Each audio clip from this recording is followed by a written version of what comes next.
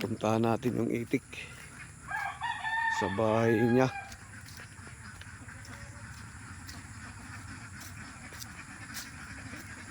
Pakalabas na yung iba.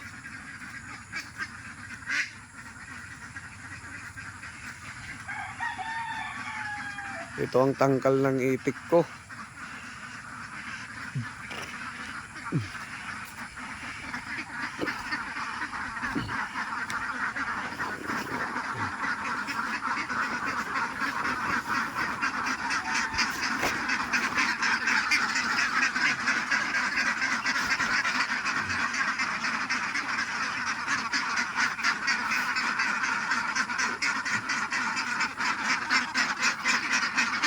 Yan.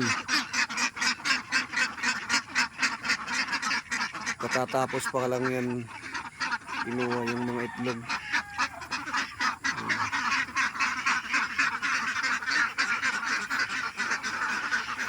Dito sila paggabi. Pag umaga nasa palayan sila. Yan.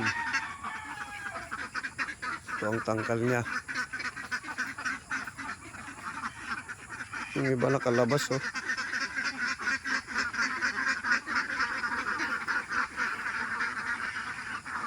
Pag wala nang mapuntahan na palayan, kung may mga tanim na, dito na lang sila sa dating fish pond namin.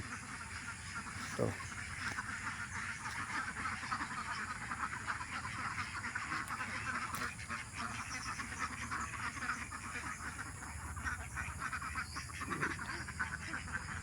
Yan eh, dalawa kasi yung fish pond dito sa amin. Yung kina-airpat ko. Dalawa lang fish pond dito. Ito yung isa. Yan. May mga laman din yan.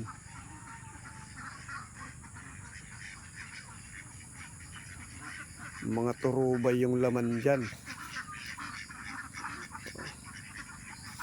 Yan, ito oh. Pag hindi sila pumupunta sa palayan, dito lang yan sila. Yan. Pero ipapayos natin yung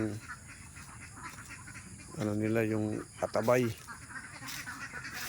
Kasi sira yung mga puste. Ito.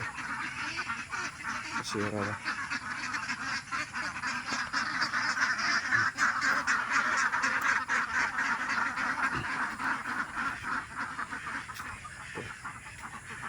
Dito yan.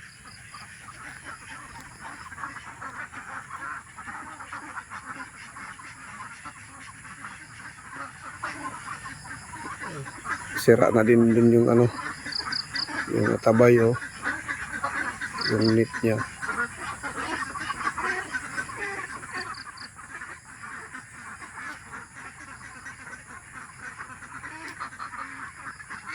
Salamat mga boss idol sa panonood sa video ko. Paki-share naman po, and like and comment. Salamat.